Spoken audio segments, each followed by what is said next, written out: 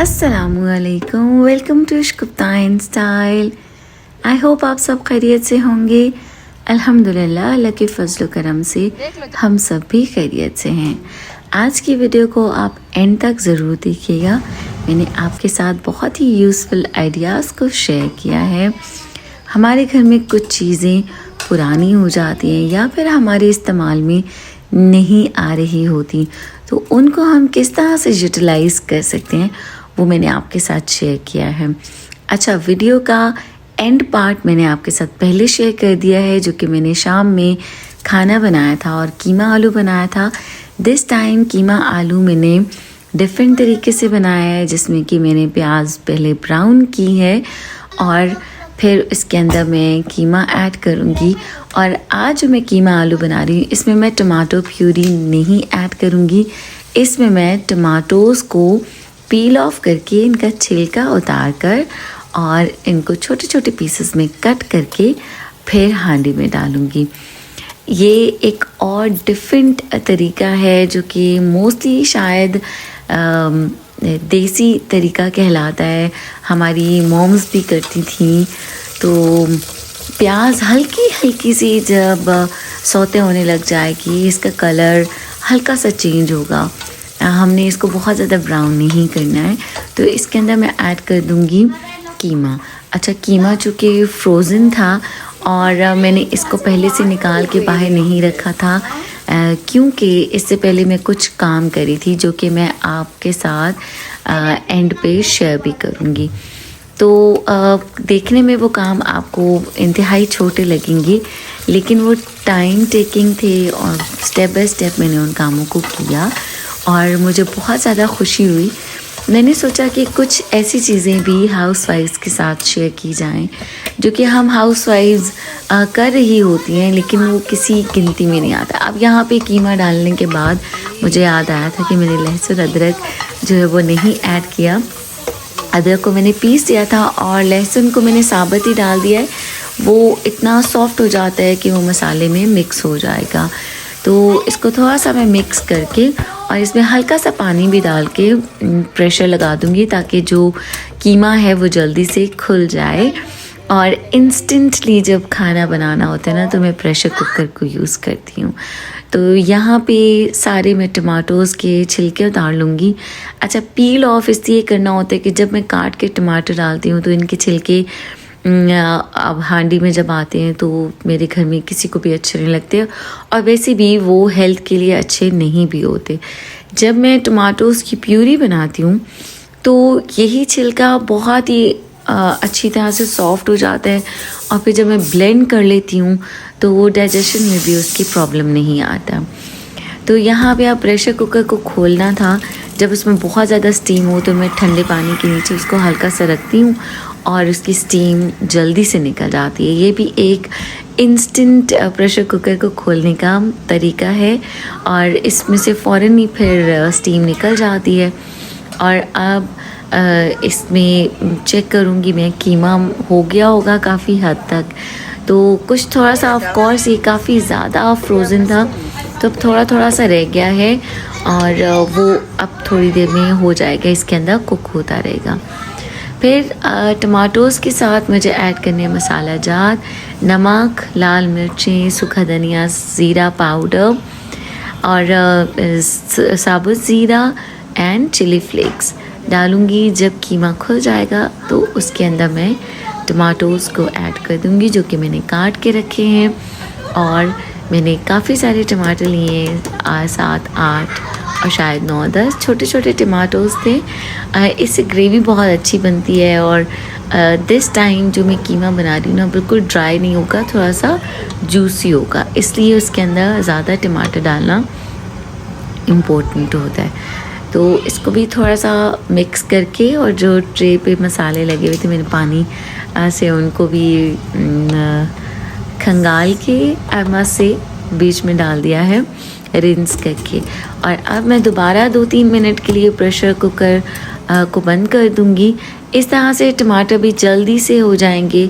और मैं जल्दी कुकिंग क्यों कर रही थी, बिकॉज़ आज मैं कुछ काम कर रही थी मैं मार्केट गई थी। पहले तो सुबह सुबह के आपकी रूटीन के इतने ज़्यादा काम होते हैं, क्लीनिंग होती है, बेडरूम्स को के बेडशीट्स बिछाना, फिर किचन में नाश्ता बनाना, नाश्ते के बर्तन, और किचन तो सारा दिन ऑफ एंड ऑन क्लीन होता रहता है। अच्छा, अब दोबारा मैं प्रेशर कुकर को लेकर आई हूँ और इसको मैं इसके नीचे, पानी के नीचे रखूँगी ताकि जल्दी से स्टीम निकल जाए और बाकी का मैं काम करूँ। तो अब जब मैं प्रेशर कुकर को खोलूँगी ना, तो इसके अंदर मैं ऐड कर दूँगी आलू, जो कि मेन इंग्रेडिएंट है। मोस्टली मेरी हांडियों में बच्चों को आलू बहुत पसंद है। तो अब कीमा आलू में तो आलू मस्ट है, और ये देखिए कि कितना जूसी सा मसाला बन गया है। और इस तरह से आप टमाटर बिल्कुल इसके अंदर मिक्स हो जाएंगे जब तक कि इसमें आलू भी डलेंगे। और ये जो मॉइस्ट है ना, इसके अंदर पानी पानी से। अब जब मैं आलू ऐड करूँगी ना, तो आलू गलने में उनको पानी चाहिए होता है, तो इस पानी में आलू गल जाएंगे। आलू जो है वो सारा पानी एब्जॉर्ब कर लेंगे और थोड़ा सा ड्राई हो जाएगा पानी। तो मैं बात कर रही थी कि मैं क्या काम करी थी। तो जब मैं शाम में घर वापस आई, तो अब तो दिन भी छोटे होते हैं, तो मुझे जल्दी से खाना बनाना था, बच्चों को भूख लग रही थी, और फिर मेरे हस्बैंड के आने का भी टाइम हो गया था। मैंने इसलिए क्विकली प्रेशर कुकर के अंदर खाना बनाया, और जल्दी से मैं प्रेशर कुकर को बार बार बंद करती थी और ओपन करती थी। तो यहाँ पे अब आप देखें कि मेरा बहुत ही शानदार कीमा आलू रेडी हो गया है। आई होप कि आपको ये वाली रेसिपी भी पसंद आई होगी। अच्छा, इसमें जब मैंने स्टार्ट में प्याज डाला था, वो भी बिल्कुल मेल्ट हो गया था, बिल्कुल फील नहीं हो रहा था। ये रोटी रखने का एक मेरा हॉट पॉट है। इसके अंदर इंसुलेशन शीट है जिससे रोटियां गर्म रहती हैं। इसके अंदर मैंने रोटियां बना के रख दी सारी एक साथ में, ताकि रोटी गर्म रहे। और अब यहाँ सबको मैं बुला रही थी कि अब आ जाएं सब खाना खाने के लिए, और मैं मोहित को खाना खिला रही थी। मोहित कभी एक साइड पे आ रहे थे और मोहित एक्चुअली खेल रहे थे, और मोहित एक जगह बैठकर खाना नहीं खा रहे थे। और मैं मोहित से कहती कि आप मेरे पास बैठेंगे तब मैं आपको खाना खिलाऊंगी। तो जी, अब यहाँ पे वीडियो का पहला पार्ट आपके साथ शेयर करती हूँ। सुबह के सारे काम ख़त्म करने के बाद ज़ोहर की नमाज़ मैंने पढ़ी एज़ यूजुअल। अल्हम्दुलिल्लाह, अल्लाह के फजलो करम से, और अल्लाह तौफीक दिए रखे कि मैं हर वक्त की नमाज़ टाइम से पढ़ूँ, पहले अव्वल वक्त में पढ़ूँ, और अल्लाह ताला मेरी नमाज़ें भी कबूल करें। और अल्लाह ताला हम सब को पांचों वक्त की नमाज़ पढ़ने की तौफीक अता फरमाए और नेकी के हदायत अता फरमाए, आमीन। तो इसके बाद मुझे एक्चुअली जाना था एक छोटे से काम के लिए। अब वो छोटा सा काम क्या है कि जैसे हमारे घर में okay, first you check out the things कि कौन सी चीज़ें हैं जो जिनके काम के लिए मैं निकली थी। और यहाँ मैं अब जा रही हूँ वो काम करने के लिए, और मैं कहाँ जा रही हूँ, वो कौन सा काम था, वो थोड़ी देर में आपके साथ शेयर हो जाएगा। तो मैं एक्साइटेड भी थी और थोड़ी सी डरी हुई भी थी कि आई वंडर ये काम होगा या नहीं होगा। अच्छा, वो जो काम मैं करने के लिए जा रही थी ना, वो ये एक बॉक्स था मेरे घर पे, जो कि बहुत सालों तक मैंने इसको यूज़ किया। अब इसके आगे जो इसका डोर था वो टूट गया और अब बेकार पड़ा हुआ था, लेकिन जो इसकी वुड थी ना, ये बहुत अच्छी और सॉलिड थी, क्योंकि लकड़ी जो कि पानी जिसको लगता है ना, और वो लकड़ी ख़राब नहीं होती, ये वो वाली लकड़ी थी जिसके कि हमारे कटिंग बोर्ड्स भी बने होते हैं। और अब ये काफ़ी टाइम से पड़ा हुआ था और गंदा भी हो रहा था, तो मैं चाहती थी कि इसको मैं यूटिलाइज़ करूं। तो इसके सारे मैंने पेज खोले घर से जाने से पहले, इसके सारे पार्ट्स को मैंने सेपरेट किया। अच्छा, इसके 3 पार्ट्स थे जो कि थोड़ी सी मोटी लकड़ी के थे, वुड के थे, और 2 पार्ट बिल्कुल पतली सी शीट के थे, तो वो भी वुड ही की शीट थी, बट वो यूटिलाइज़ नहीं हो सकती थी। वो यूटिलाइज़ हो सकती थी सिर्फ जब हम बारबेक्यू करें ना और कोयले जलाने हों, और उसमें वो लकड़ी यूज़ बहुत अच्छी तरह से होती है, उसको जल्दी जल्दी आग लग जाती है।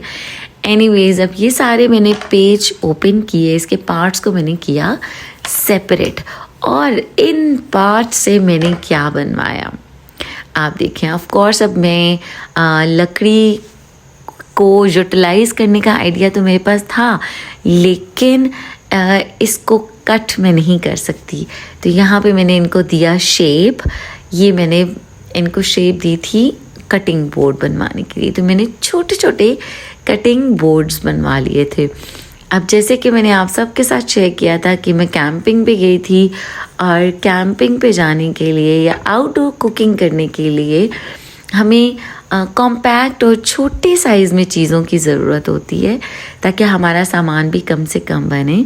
तो मैंने ये दोनों पीसेस के 2 डिफरेंट टाइप्स के कटिंग बोर्ड्स बनवाए, एक राउंड शेप में कट करवाया था और एक स्क्वायर शेप में, और उनके हैंडल्स थे, और उनके ऊपर हैंडल्स पे मैंने एक एक सुराख भी करवाया था कि हैंग करने के लिए उनके अंदर डोरी भी डाली जा सकती है।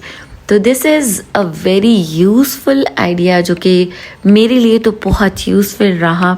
जैसे कि मेरी पिकनिक बास्केट बनी हुई है, और यहाँ पे मैंने इसको यूटिलाइज़ किया है, और मैं कैंपिंग के लिए और आउटडोर कुकिंग के लिए कहाँ गई थी, ये भी मैं आपके साथ नेक्स्ट वीडियो में शेयर करने वाली हूँ। दिस टाइम आपको कैंपिंग की वीडियो का बहुत ज़्यादा मज़ा आएगा। अब ये है एक टेबल। पहले तो मैं आपको इस टेबल की स्टोरी सुनाती हूँ कि ये इन टेबल्स के ऊपर शीशा लगा होता था, और ये काफ़ी सालों, आप कह लें कि 10 से 12 साल से मेरे पास टेबल्स यूज़ हो रही हैं। और अब इन टेबल्स के बीच में जो लकड़ी की नेट थी, जो कि शीशे में से नज़र आती थी, अच्छी लगती थी, ये लूज़ होने लग गई थी, निकल रही थी, फिर शीशा बार बार टूट जाता था, और ये थोड़ी सी डर्टी हो रही थी। तो ये मैंने इनके ऊपर शीट्स फिर लगवानी थी, ताकि ये शीशा बार बार टूट जाता है, वैसे भी ये पुरानी हो गई थी।